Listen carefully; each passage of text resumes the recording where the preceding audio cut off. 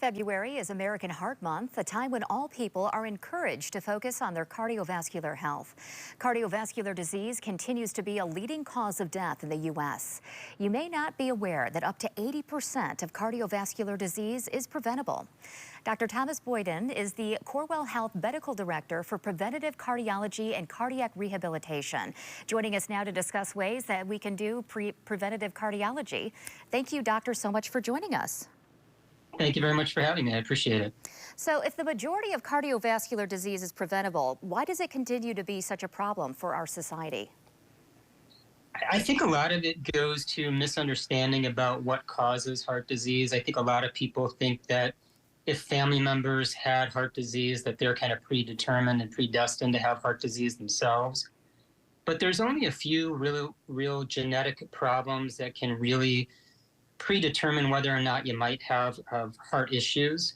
But otherwise, it's really our day-to-day activities, our diet, our physical activity, how we manage our stress, our sleep. All of those things have a major impact on our cardiovascular health, and all of those things are under our control. And that's why we think very conservatively that 80% of heart disease is preventable.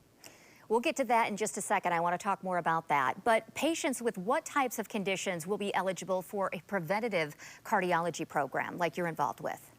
Absolutely. Really it's anyone, because if people have already established heart disease, we have programs that can help reverse cardiovascular disease. If you think you're at risk because of a family history, you're a perfect person to come in, because there's a lot of different testing and ways for us to predict your individual risk outside of your family history. And then if you have multiple risk factors, if you have things like diabetes, if you're a smoker, if you have hypertension, all of those things increase the risk of cardiovascular disease individually, but together they really accelerate that process.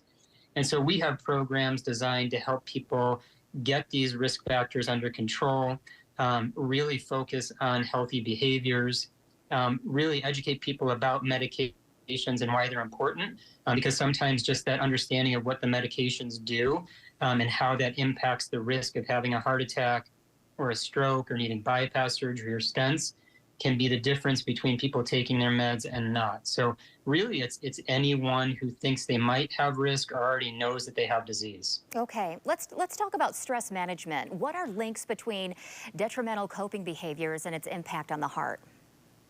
Yeah, any type of chronic disease really puts a tremendous toll mentally as well as emotionally on our patients. We see a lot of depression, we see a lot of stress, anxiety, sleep disorders because of the stress of having chronic medical conditions, particularly heart disease.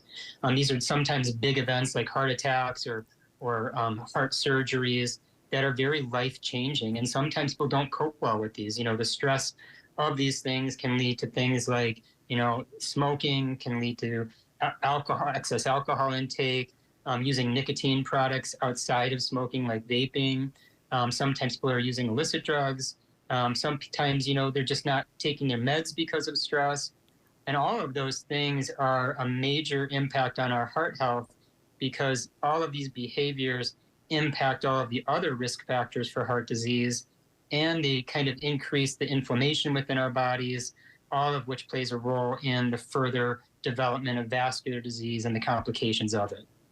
Yeah, Dr. Thomas Boyden from Corewell Health, thank you so much for joining us to talk about our hearts.